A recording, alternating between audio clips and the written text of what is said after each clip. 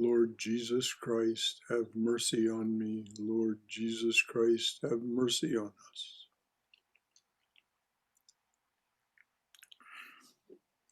So, of all things this morning, or actually last night, I went out to close up the chapel and turn off the shrine light and so on. I came in and found leaning against the door jamb of the door into the monastery a large package, very beautifully wrapped. I didn't open it until this morning because I wanted to, a friend was coming for breakfast and I wanted us to Sherlock the thing together. Who might have done this? Because there was no marking on it whatsoever to indicate who left it or what it was. And what it is a beautifully framed picture of Christ. And it is a Christ that was, what happened was a bunch of computer programmers got together and they wrote a program to take everything that was known about what Christ might have looked like, including all the data they could get about what people actually looked like in Israel at that time, in Palestine at that time. And then they instructed the program to create an image. And it is a beautiful image and has the most compelling eyes. Wow. Anyway. Shankara? Yes, dear. Is it a size where you could show us one of these nights? I could show it to you now. I would love to see it. Yes. And see it. Perhaps Cindy could post a link to the actual image. I could screen share it, I think. Yeah. But I think maybe I hadn't looked at it. You told me the story, but I think the one that you're talking about, this one that you posted on your Facebook, yeah, is one that's it was computer generated, but it pulled in all of the painted images. Yes. That's what I meant. Everything that was known. Well, it was just a compilation of existing art, not data. Oh, I see. Because there is a depiction of what Christ would have looked more like that is based on data, but he doesn't look like this guy. Oh, okay. But anyway, so let me see if I can share my screen. Host disabled screen sharing. So anyway. Wait a minute. I've got share screen. Do I click on that? You need to actually enable screen sharing. Let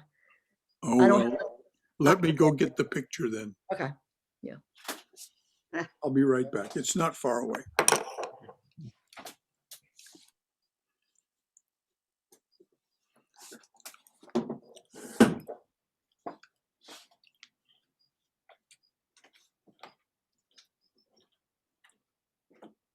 Cindy. Yes, June. Is it his birthday or something?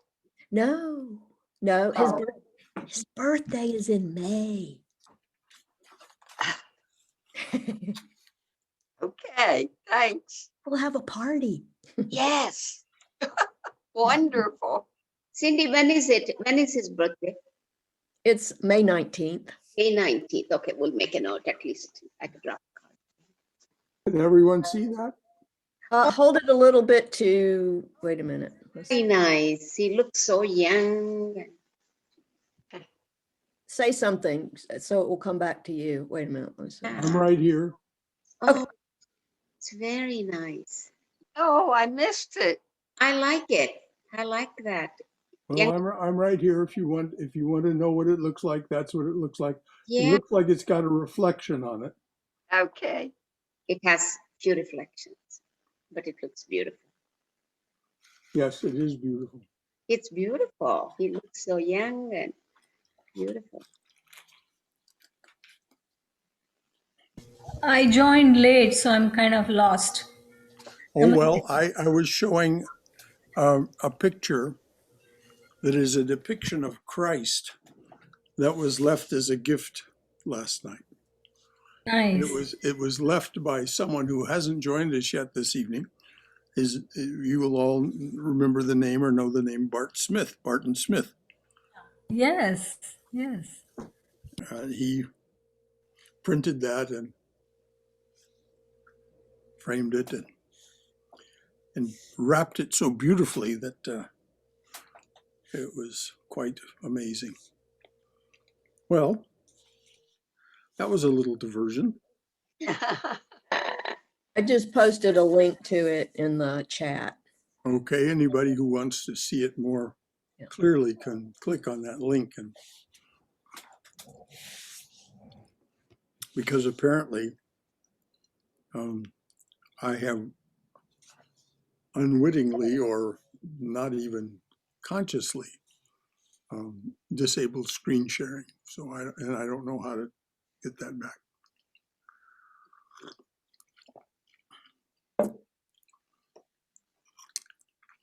So a puzzling poem. We were just taking your name in love, Bart.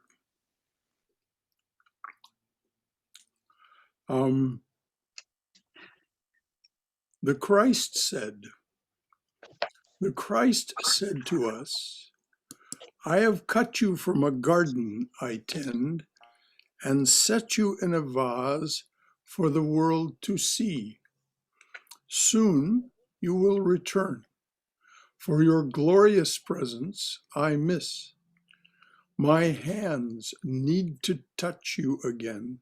My divine senses and eyes require your soul's beauty near. Forgive me, my love, for the suffering our separation has brought.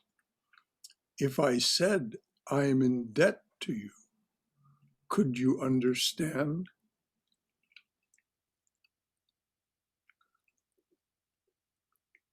The Christ said to us, I have cut you from a garden I tend and set you in a vase for the world to see. Soon you will return, for your glorious presence I miss. My hands need to touch you again. My divine senses and eyes require your soul's beauty near. Forgive me, my love, for the suffering our separation brought. If I said I am in debt to you, could you understand?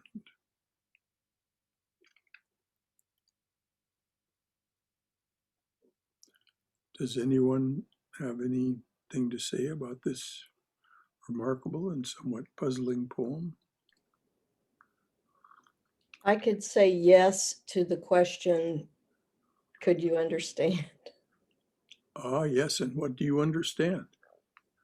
That the divine is in debt to me for making me suffer. No, that I think the divine being doesn't, it's like suffering is necessary in the dual, the dual manifested world. Because it's it's part of an opposite. You can't have the opposite of suffering without the suffering. But the suffering is not something that the divine takes any pleasure in, and it's painful to the divine. I think that last is getting to the understanding all right.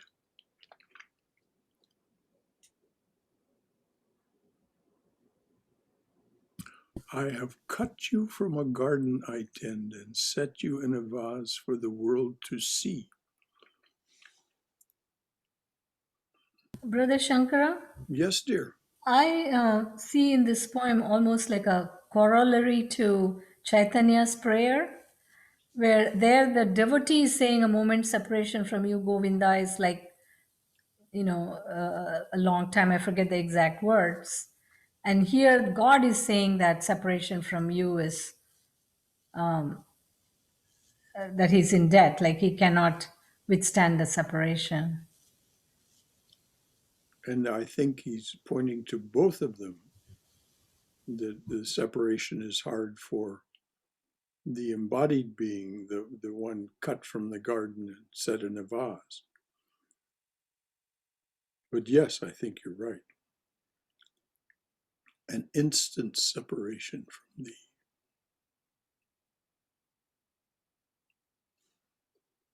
Anything else from anyone? Comments or questions?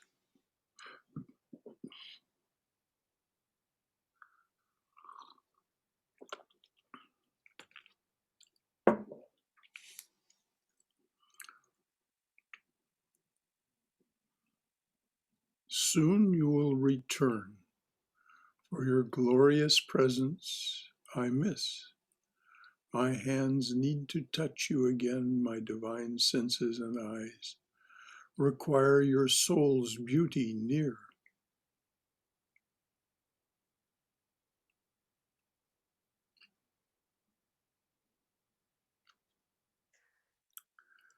So we are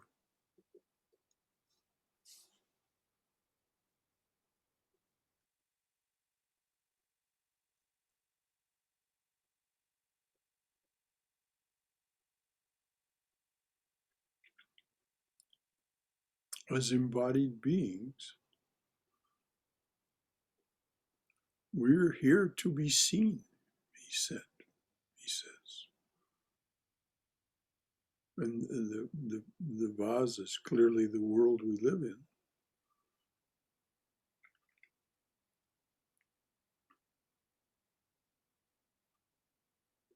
Anything else from anyone?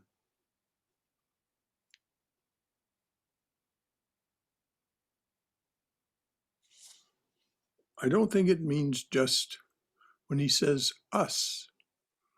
I don't think he's using the royal we. I think he means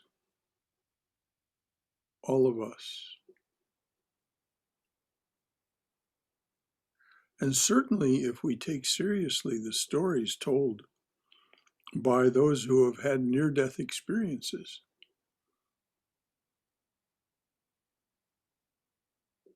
they say that when they have the experience of the divine welcomes them and loves them and in a way that is inexpressibly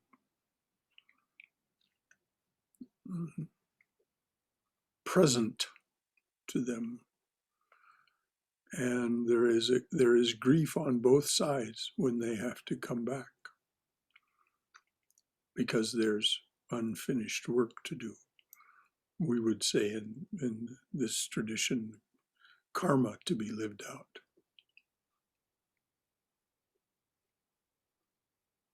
If I said I am in debt to you, could you understand? This is this business of God expanding himself. God, the impulse to create and be that exists within the divine creates this embodiedness and this separation.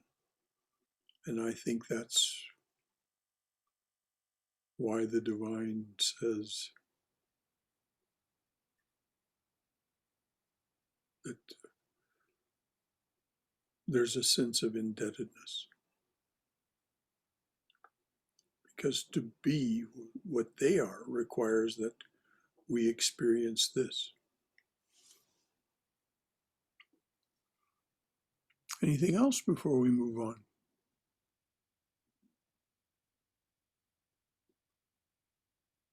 Okay. That was the last of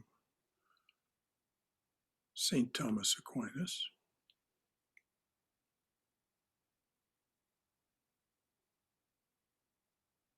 And as always, I hadn't even seen this before. This is beautiful. The last of St. Thomas Aquinas leads to this first quote from Hafiz. God revealed a sublime truth to the world when he said, I am made whole by your life. Each soul completes me. There's a through line even from poet to poet, from saint to saint. I hadn't read these two things together before, so.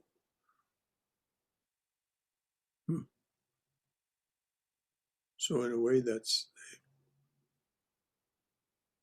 an answer. Who would like to read the introduction to Hafiz? I'll read it. Okay. Hafiz. God revealed a sublime truth to the world when he sang, I am made whole by your life. Each soul completes me. Shams ud-Din Muhammad Hafiz, circa 1320 to 1389, is the most beloved poet of Persians and is considered to be one of history's greatest lyrical geniuses. Though he is still little known in the Western world, many notables, including Emerson, Goethe, Garcia Lorca, the composer Brahms, and even Nietzsche, were deeply affected by him. Emerson once remarked that Hafiz is a poet for poets. And Goethe wrote that Hafiz has no peer. The range of Hafiz's work is astounding, striking a chord of recognition in people from every stratum of mind. Hafiz was born Shams ud-Din Muhammad, the youngest of three sons, in the beautiful garden city of Shiraz in southern Persia, where he remained most of his life. Shiraz escaped the ravages of the Tartar and Mongol invasions during this violent and chaotic time, and Persian life, as Hafiz knew it as a child and young adult, was for the most part wonderful and steeped in nature's poetry.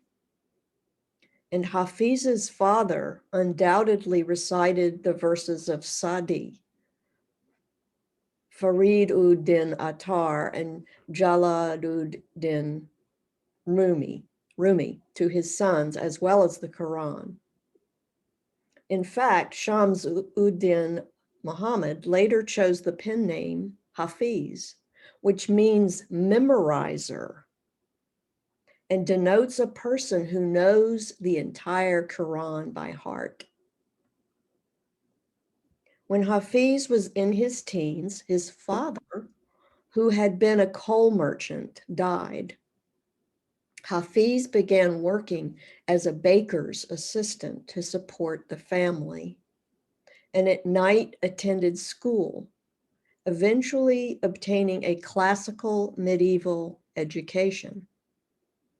A famous story about Hafiz, told many ways, says, when he was 21, he was delivering a bread to a wealthy noble family and glimpsed a remarkably beautiful girl on a terrace of the home. He fell desperately in love. Whoops, missed my place. Sorry.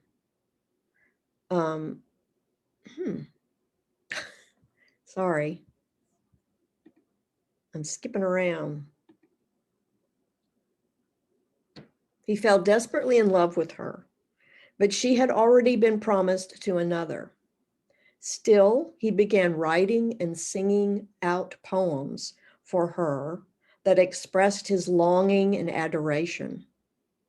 The poems were so touching that many in Shiraz came to know of them, and they were sung to others' sweethearts.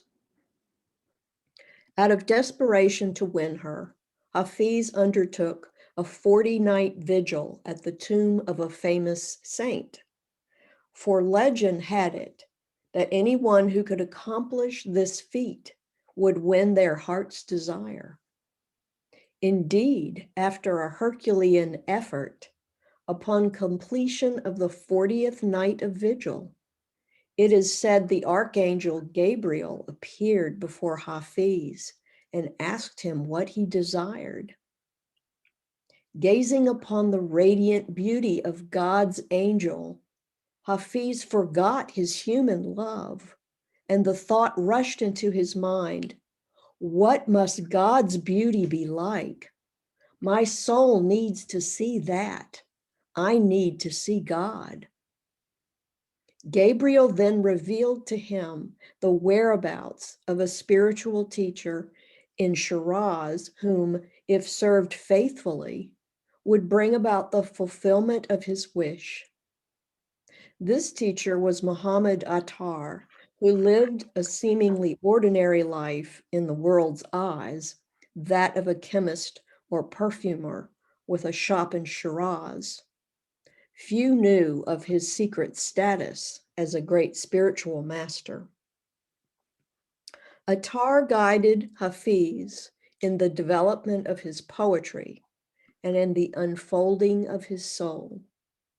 It is said that Hafiz's poems contain and reveal all the stages of divine vision, experience, and love. He cloaked all these truths in vernacular garb, as was the tradition in Sufi schools at that time, since secrecy was often essential in the climate of life-threatening fundamentalism.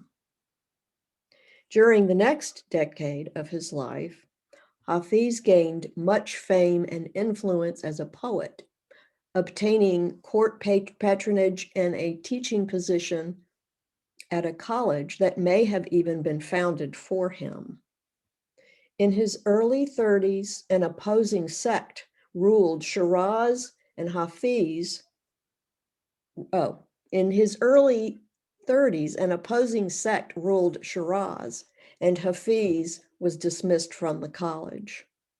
It is thought that he probably fell back upon his skill as a copyist, as he had mastered the art of calligraphy during his educational training.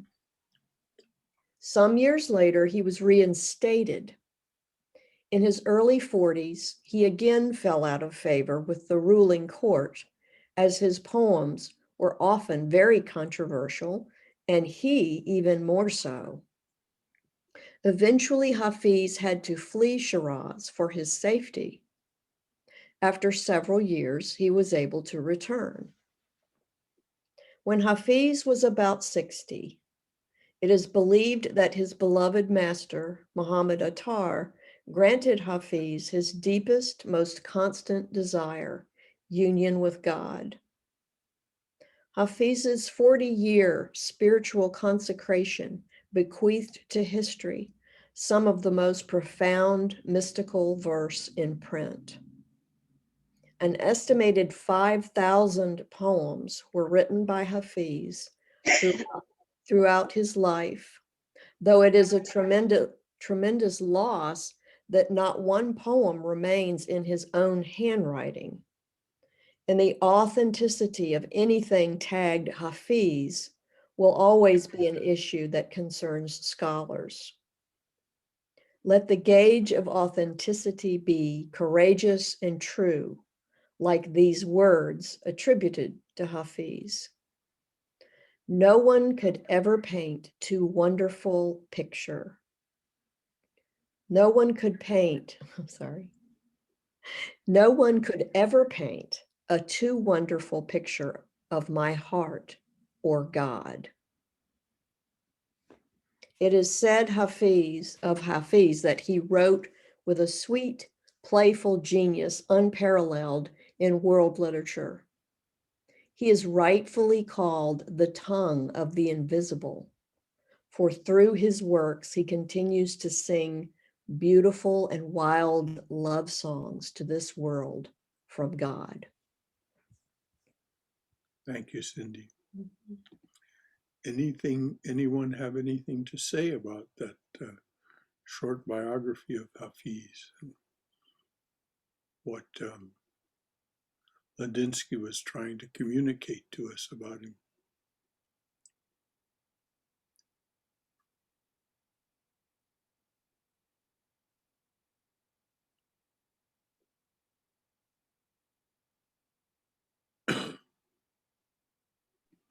It seems, well, I know for a fact that Ladinsky really loves Hafiz. Mm-hmm. And I think that what he says, the very last, he continues to sing beautiful and wild love songs to this world from God. I think Love Poems from God, the title of the book, is very much based on his feelings about who Hafiz was. I mean, they all are, of course. No, but I agree with you. Uh, And Hafiz is kind of in the middle of the book. Anyone else have anything to say about this remarkable story of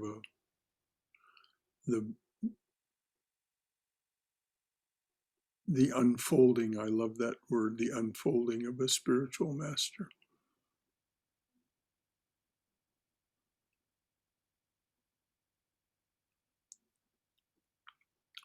Okay.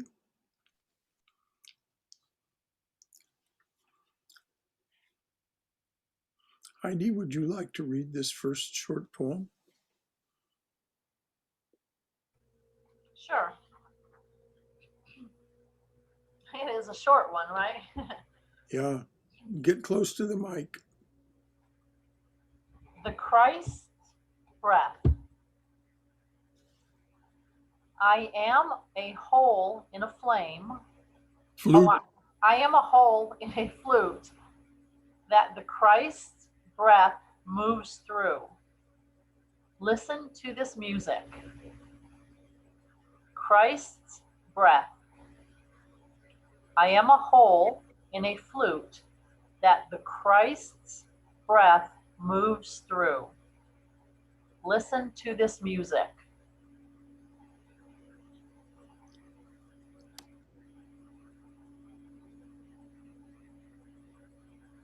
June, did it surprise you when you read this or heard this, that Hafiz refers to Christ? No, Good, why? because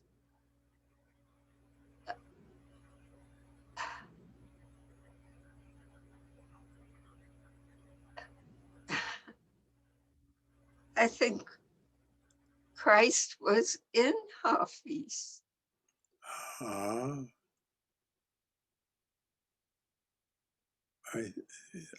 that seems to be what the poem is saying, all right. What many people don't know here in the West is that Islam reveres Christ.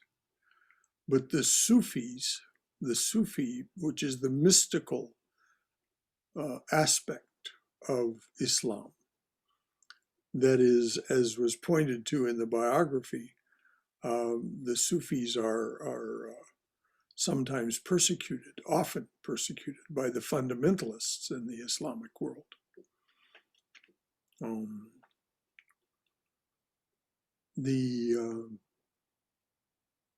The Sufis really revere Christ, really have a deep understanding of Christ. And so it's just a joy from here that Hafiz, in his humility,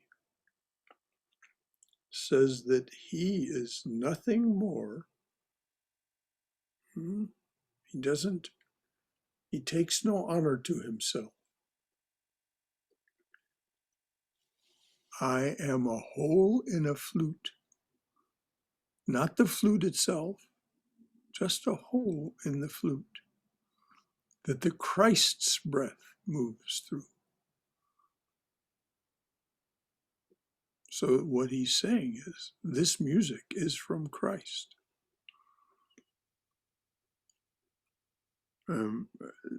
When I first encountered this poem in this book, of course I knew the Sufis revered Christ, but I never knew that the greatest, perhaps the greatest of the Sufi poets, would take this attitude and have such humility and sweetness.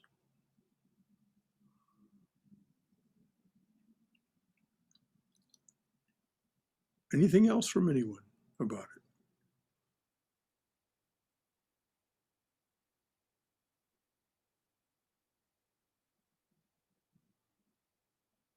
it? Okay.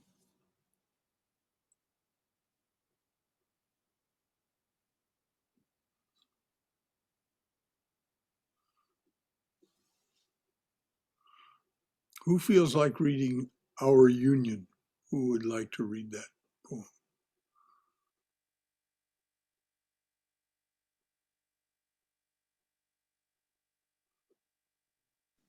I can Okay. read Shankara. Oh, please do, Ima. Okay. Since no one volunteered. Okay. Please remember to read slowly. Yes, I will. Our union. Our union is like this. You feel cold, so I reach for a blanket to cover our shivering feet. A hunger comes into your body, so I run to my garden and start digging potatoes. You asked for a few words of comfort and guidance, and I quickly kneel by your side, offering you a whole book as a gift. You ache with loneliness one night, so much you weep. And I say, here is a rope, tie it around me. Hafiz will be your companion for life. Our union. Our union is like this. You feel cold, so I reach for a blanket to cover our shivering feet. A hunger comes into your body, so I run to my garden and start digging potatoes. You asked for a few words of comfort and guidance, and I quickly kneel by your side, offering you a whole book as a gift. You ache with loneliness one night, so much you weep, and I say, here is a rope, tie it around me. Hafiz will be your companion for life.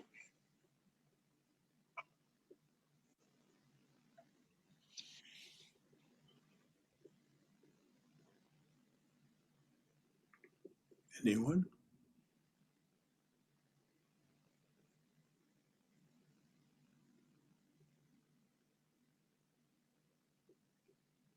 Yes. Yes, Heidi. It starts out with like you feel cold, okay? So I'm assuming Hafiz reaches for a blanket, not just to cover you, but to cover our shivering feet. Yes, Oh, the exactly. person in the one in need and Hafiz. Okay, so that's the first thing there.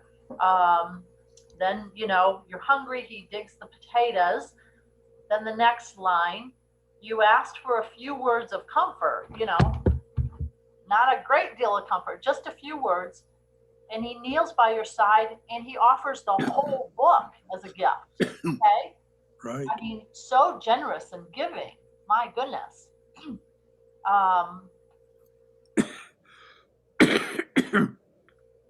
And so, you wake with loneliness one night so much that you're weeping, and then, he ties a rope around.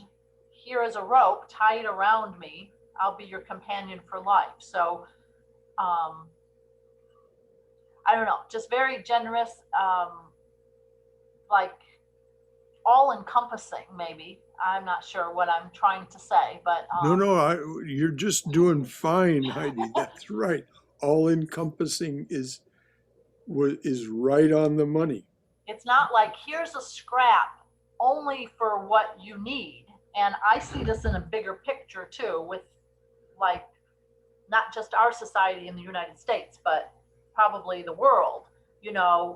Like we just we're just so grateful when our government or somebody gives us just a little scrap, of something. We're supposed to beg down and, be so honored. And it's like, let's lift everyone up and give them what they really desire and what they really need to function and survive and thrive in our society. And that's what it seems to me he's offering here. Yes. And it starts with the very first word, as you pointed out, our union. Right. Our. Not your need, but our union.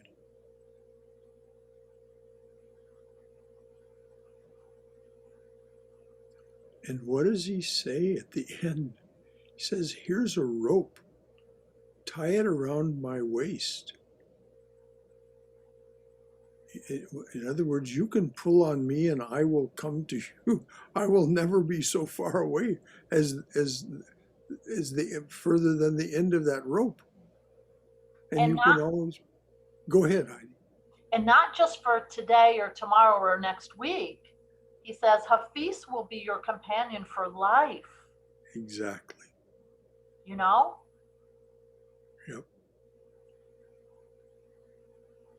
Doesn't it remind us of Rumi saying,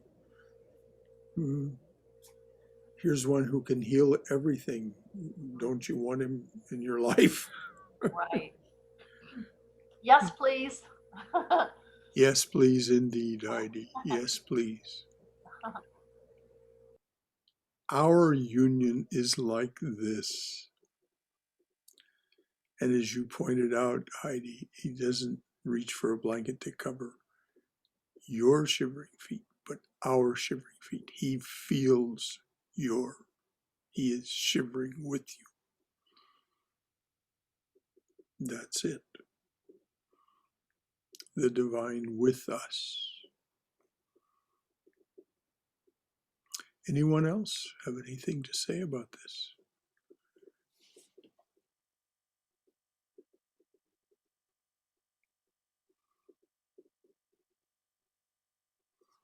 Well, I'll just reflect a bit more on what you said then, Heidi, because you're so right. He says, I don't offer just a few words of comfort. I offer a book. All-encompassing, as you said. I love those words when you said them. All-encompassing.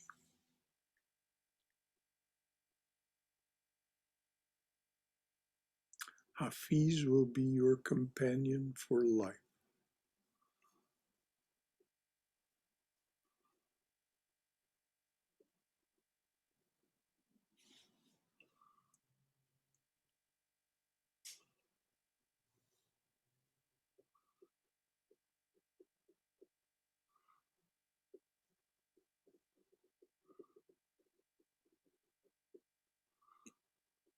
Liam, have you got the book there? Are you ready to read?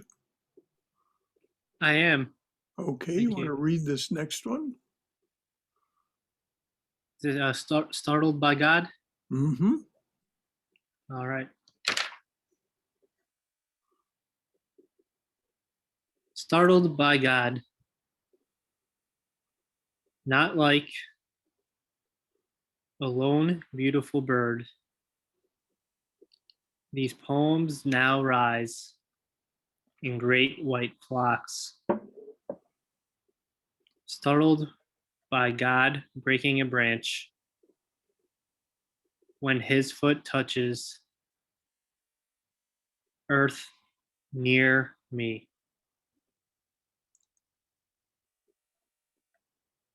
Startled by God. Not like a lone, beautiful bird. These poems now rise in great white flocks. Startled by God breaking a branch when his foot touches earth near me.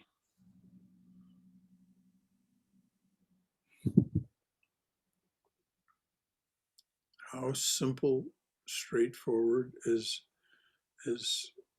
Ladinsky said, in the vernacular.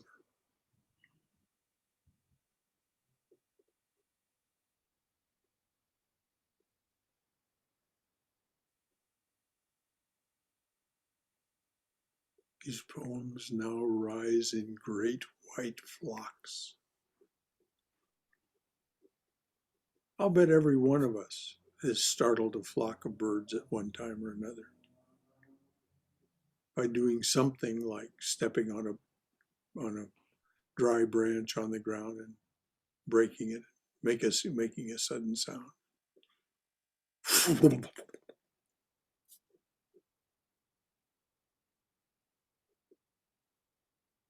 What a potent image.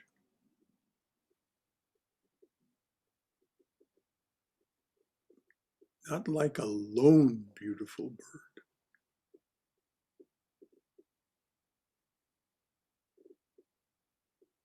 but a whole flock of beautiful birds. Anyone else have anything to say about this remarkable short poem?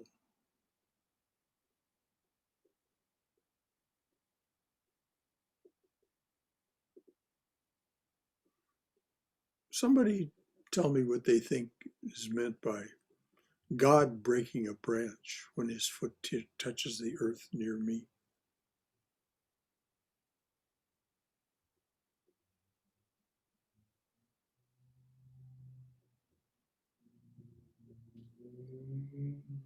Well, I interpret that as,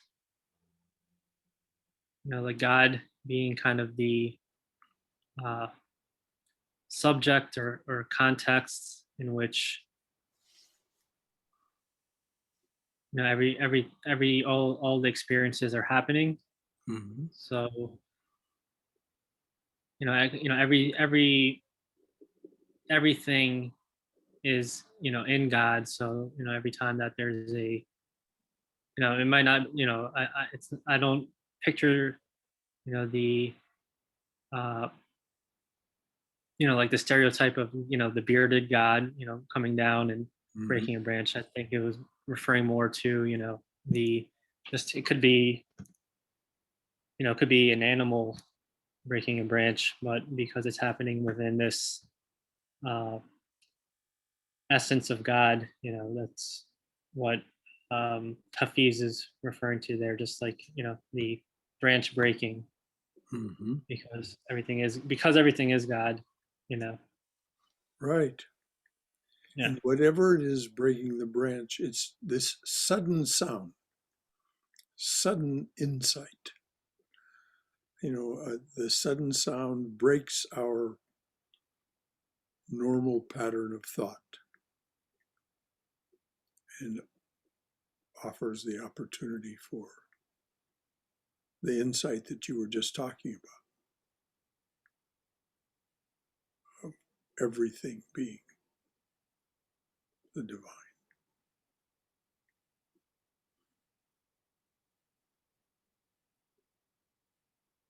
Anyone else?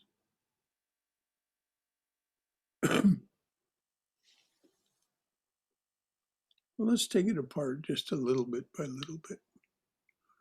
First, the remark was made about it not being a lone, beautiful bird. And if you remember in the biography, Ladinsky points out that Hafiz's poems depict or explain or tell us about each of the phases of the unfolding of divine awareness and divine wisdom. And so here's Hafiz telling us that the poems now rise in great white flocks.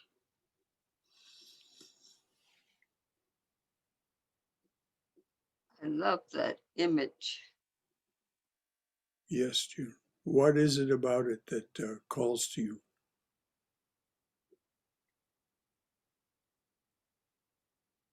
It's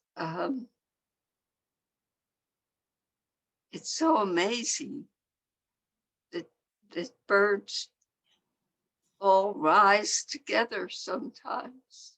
Oh, yes.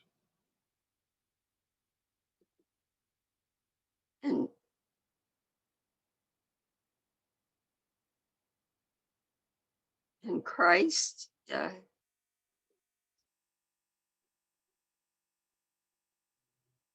rising with them. It's just an image I like to think about. Yes. Well, it is, as you were gesturing toward, it is an example, a vivid illustration right in front of our eyes of the divine consciousness moving all these birds at once. Mm. The divine, there is only, if we are to take all of these saints and everything that we've been taught in spiritual life seriously, there is only one consciousness. It may seem to us otherwise. But Well, Hafiz said that the poet is someone who pours light into a spoon and then raises it to your beautiful parched lips. yes, yes, yes. And I was just thinking that the birds rising,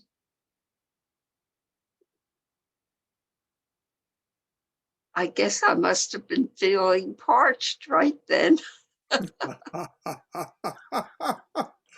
Lovely, lovely, June. Yes, so he raises that spoon of light to our lips. Yes. Well, that's the genius of the poet, to create an image in words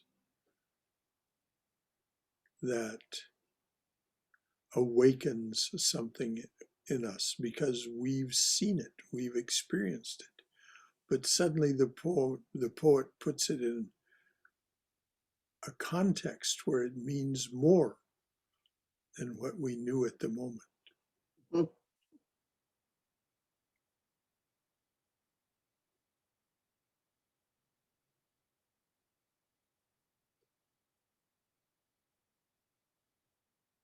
Thank you, June.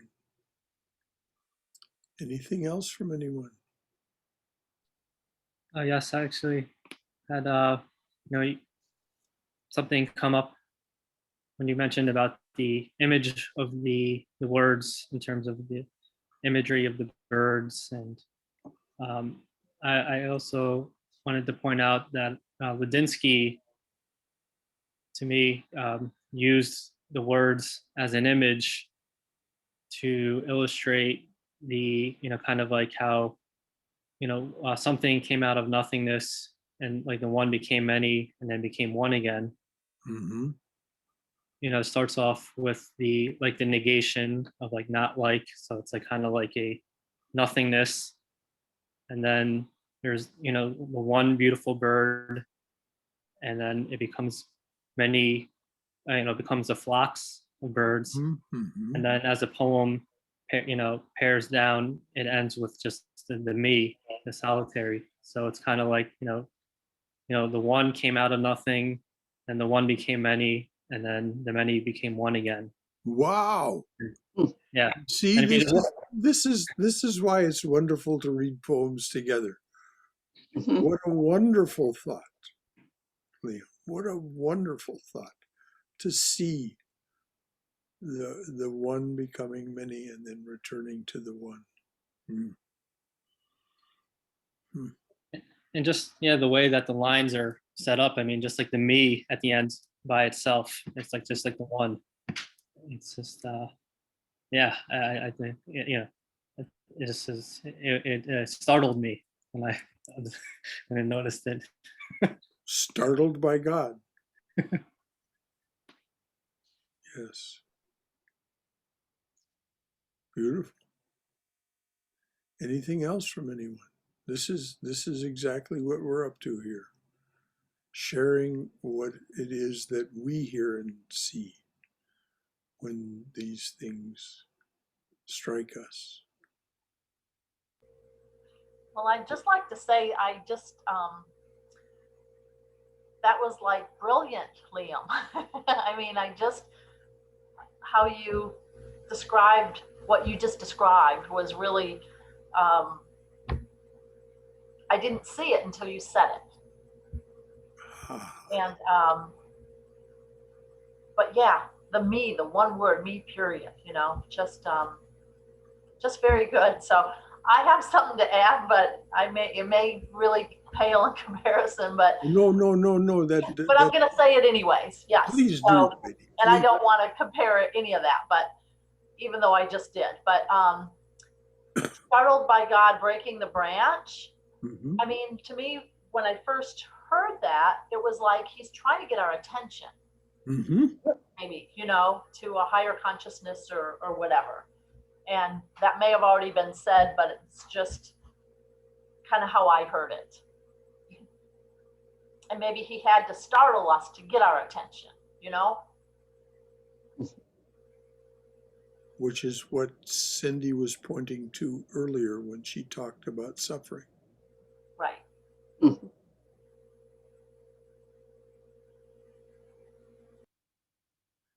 Yes. Yes.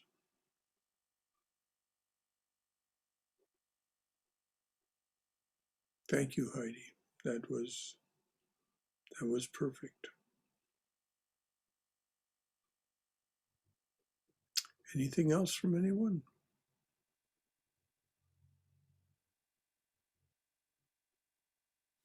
Okay.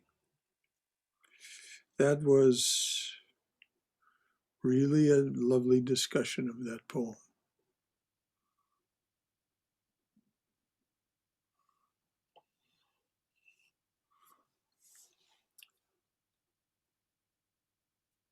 I just love the first line of this poem. Hafiz is being so sly, so sly. Positions of love. There are so many positions of love. Now, of course, that immediately is provocative. You know, it gives us, you know, but boy, he just takes that attention and does what with it? There are so many positions of love. Each curve on a branch, the 1,000 ways your eyes can hold us, the infinite shapes each mind can draw, the spring orchestra of scents and sounds wafting through the air, the currents of light combusting like passionate lips, the revolution of the universe's skirt, whose folds contain other worlds, our every sigh that falls against his inconceivable, close, omnipresent body, divine body, omnipresent, divine body.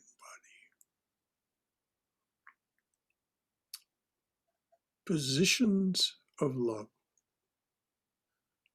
There are so many positions of love, each curve on a branch, the 1,000 ways your eyes can hold us, the infinite shapes each mind can draw, the spring orchestra of scents and sounds wafting through the air, the currents of light combusting like passionate lips, the revolution of the universe's skirt, whose folds contain other worlds, our every sigh that falls against his inconceivably close, omnipresent, divine body.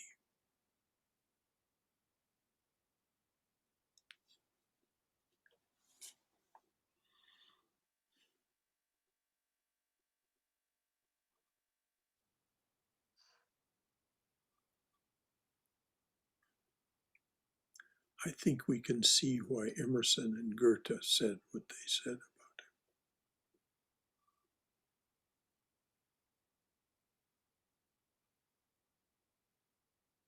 I'm just in awe. it.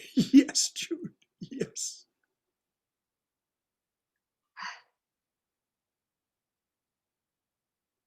And what does that awe give rise to in you, Jude?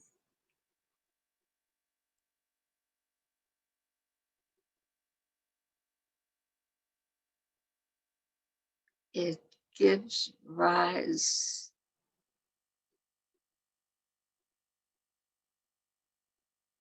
I think, to every good feeling in my body. Ah, hmm. Hafiz just danced when you said that, Jude.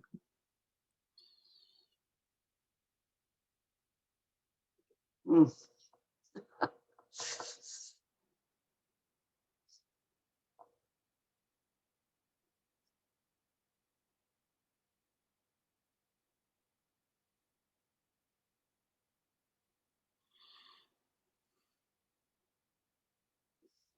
I mean, I literally could see him hopping from foot to foot.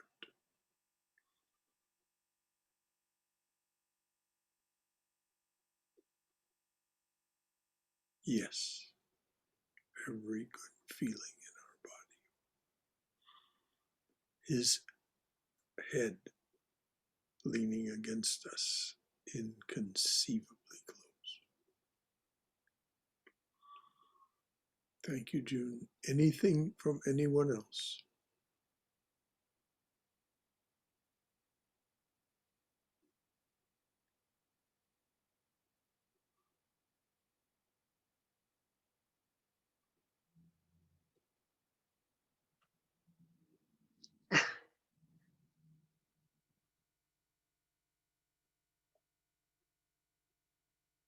I just had a thought. Yes, dear. I would like to see a minister get up in the pulpit and just for his sermon, just read that poem. Yes.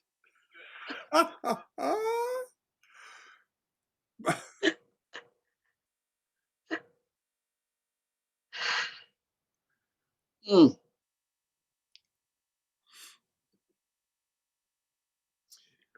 You think they'd run after him with the tar and the feathers like they did Duke and the Dauphin, Huckleberry Finn?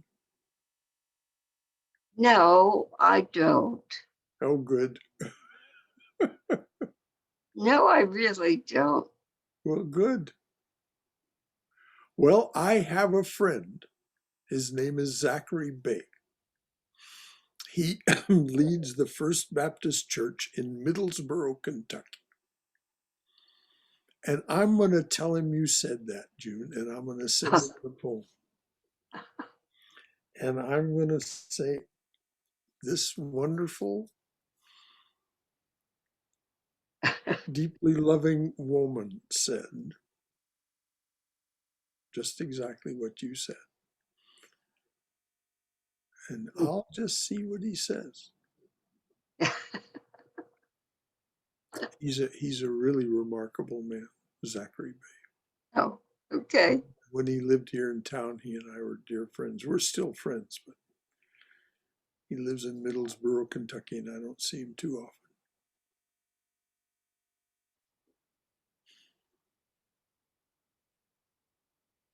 Those of you who appreciate the craft and art of poetry, there are so many positions of love, each curve on a branch. The fact that those words follow the first words, each curve on a branch, doesn't that mind just take you? Doesn't that just take your mind? Suddenly, we've gone from this sly, provocative statement to each curve on a branch. The beauty and the sublimity of each curve on a branch. I mean, that is poetry.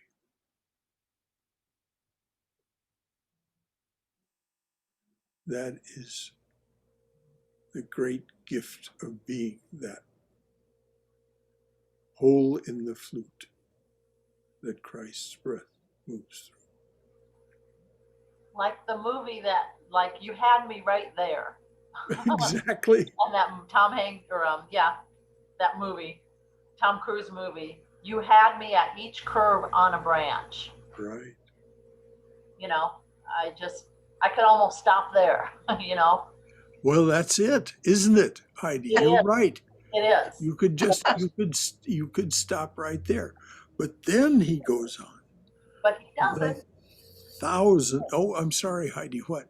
No, I said, but he doesn't stop No, but there. he doesn't.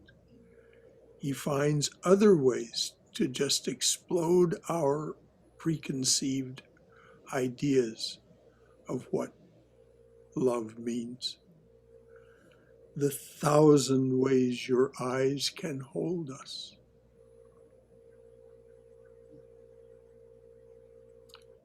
The infinite shapes each mind can draw. So he goes from one branch, 1,000 ways to infinite shapes.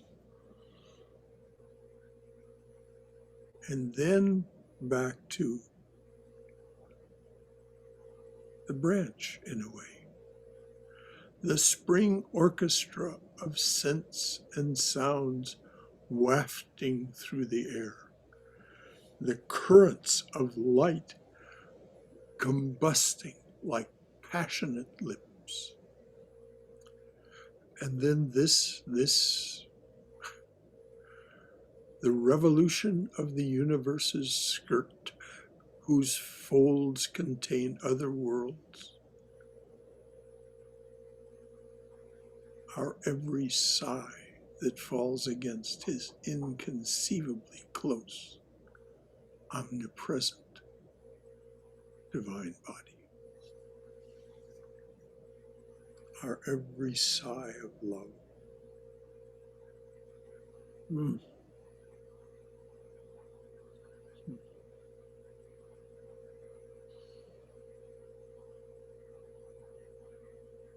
When you said what you said, Jew, with such feeling, I'm in awe. Yes, from here too. I'm in awe of this magnificent poem.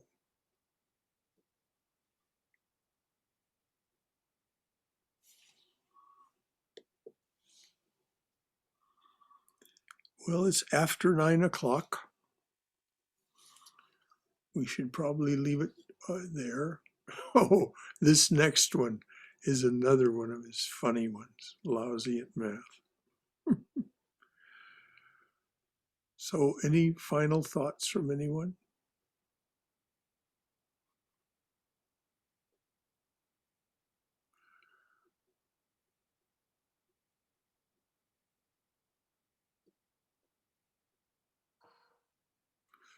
Well, this was as sweet as it gets from here. This was just exactly what this is all about.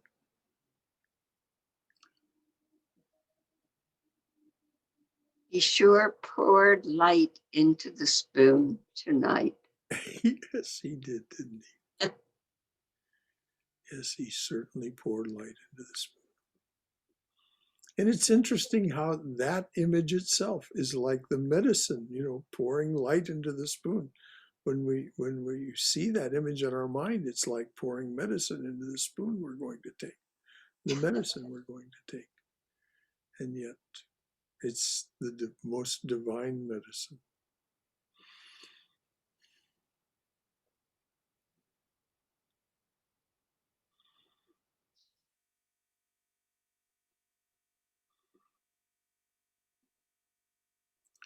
Bart, can I put you on the spot?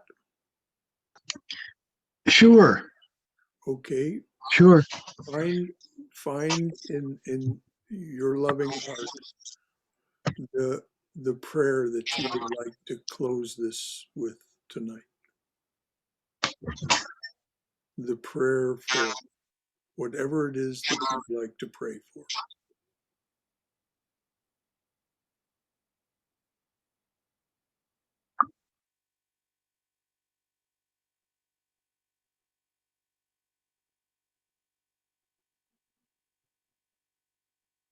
It's coming out in it's coming out in silence. I'm sorry. That's fine. I missed the first part of the class, and I heard my name as I was logging in. Because I showed everyone the beautiful picture of Christ that you left. Oh, thank you. I didn't know. I told the story of how it was found and how I saved it for this morning so that my friend Gareth Young, the Buddhist, my dear, dear friend Gareth Young, with whom I shared breakfast, we could Sherlock it together. Who was this? What is this? We looked at it and we speculated and we Sherlocked it. And finally we opened it, and it was that beautiful, beautiful picture of Christ that you had so lovingly printed and framed. Oh. So, yea, though I walk through the valley of death, I fear no evil. For thou art with me, thy rod and thy staff, they comfort me. Mm-hmm. Thou makest me to lie down beside still waters. Thou restorest my soul. I'm getting it fragmented, but nevertheless. Do you know it by heart, the 23rd Psalm? Anyone?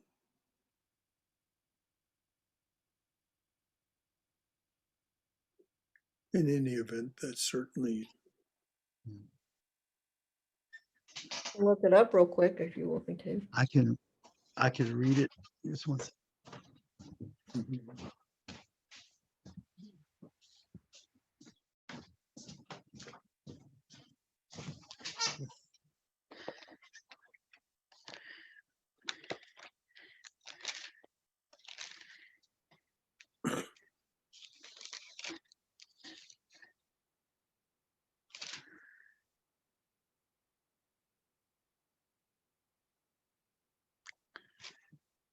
by another pretty good poet.